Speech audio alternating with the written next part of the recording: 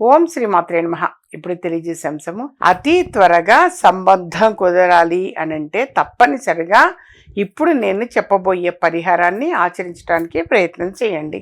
ఎవరికైతే వివాహం అవసరమో ఆడపిల్ల కావచ్చు, మోపిల్లాడు కావచ్చు, వారిగా వారే చేయండి. ఒకవేళ గనక వాడు ఇక్కడ లేరమ్మా, విదేశంలో ఉన్నారు, వాళ్ళు ఈ పూజా ప్రాసెస్ చేయడానికి సాధ్యపడదు అంటే పిల్లల్ని కన్నా తల్లిదండ్రులు ఆచరించండి. దానికల్లా మీరు ఆచరించాల్సింది మంగళవారం నాడు మీరు ఏం చేయాలంటే ఒక ఆరెంజ్ కలర్ వస్త్రం అనేది చిన్న తీసుకోండి. ఆరెంజ్ కలర్ వస్త్రం లోపల కొన్ని పారిజాతం పూలు, పారిజాతం చెట్టు అందరికీ కూడా సుపరిచయమే. ఆ పారిజాతం పూలు, కొన్ని పారిజాతం పూలు ఆ వస్త్రంలో వేసి ఒక చిటికెడు పసుపు కూడా అందులో వేయండి. వేసి మీ పూజా ప్రాసెస్ అంతా కూడా చక్కగా గౌరీదేవిని పూజించండి.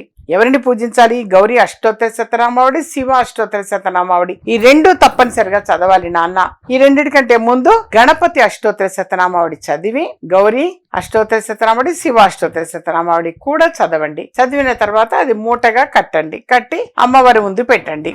మామూలుగా అమ్మవారి ముందు చక్కగా ఆ మూటను పెట్టి ఉంచండి.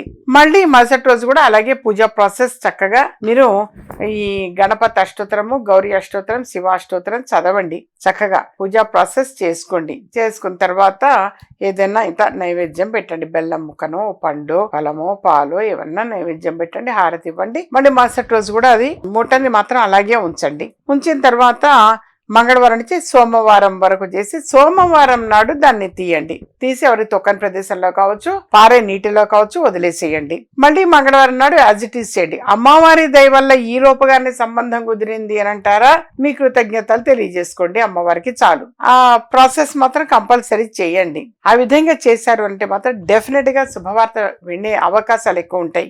అలాగే ఇంకా ఏవైనా సరే పర్సనల్ గా మాట్లాడానమ్మా, చాలా ఇబ్బందిగా ఉంది, మాకు ఏవో చెప్పుకోలేని బాధలు అనేవి ఉన్నాయి అని అనుకుంటే కంపల్సరీ అపాయింట్మెంట్ తీసుకొని కలవండి నాన్న.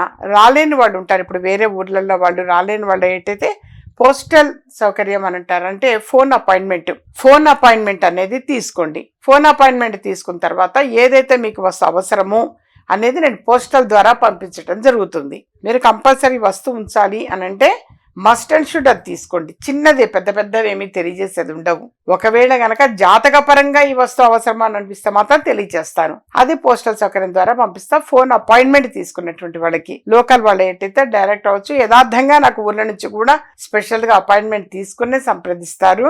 వీలైతే అలా కలవడానికి ప్రయత్నం చేయండి నాన్న. మీ మనసులో ఉన్నటువంటి కోరిక అనేది తప్పనిసరిగా నెరవేరుతుంది.